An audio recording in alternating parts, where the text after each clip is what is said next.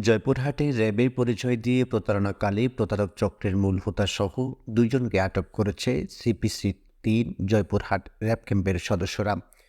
শনিবার বিকেলে জয়পুরহাটের আক্কেলপুর উপজেলার মাস্টারপাড়া এলাকা থেকে তাদের আটক করা হয়।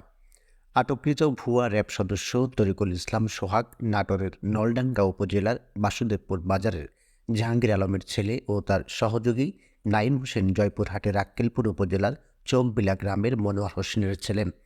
রবিবার সন্ধ্যায় সিপিসি-৩ র্যাব-৫ জয়পুরহাটের ক্যাম্পে পাঠানো এক প্রেস বিজ্ঞপ্তির মাধ্যমে ক্যাম্প কমান্ডার জানান, জয়পুরহাটের আক্কেলপুর উপজেলার মাস্টারপাড়া এলাকার জনক আজিজুলের নিকট বাংলাদেশ বিমান বাহিনীর সিভিল গাড়ি চালক পদে ১২ লক্ষ টাকার বিনিময়ে চাকরি দেওয়ার চুক্তিবদ্ধ হয়। পরে পরীক্ষার প্রশ্নপত্র দেওয়ার নামে অগ্রিম ২৬,০০০ টাকা দাবি করলে আজিজুলের মনে সন্দেহ হয়। এ সময় ওই এলাকায় র্যাবের একটি টহল গাড়ি দেখে সে বিষয়টি তাদের অবগত করলে তাদের আটক করেন র্যাব সদস্যরা। এ সময় তাদের নিকট থাকা মোটরসাইকেলের তল্লাশি করে মোটরসাইকেলের সিটের নিচ থেকে একটি র্যাবের কোঠি ও নগদ ৮,২৫০ টাকা উদ্ধার করে।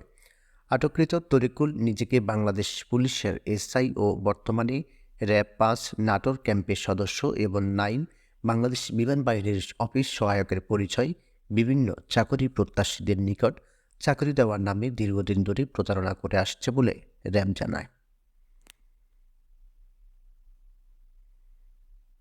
জয়পুরহাটের প্রতিনিধি নিতেন দাসের পাঠানো তথ্য ও ছবিতে আমাদের মুক্তকণ্ঠ নিউজ ডেস্ক।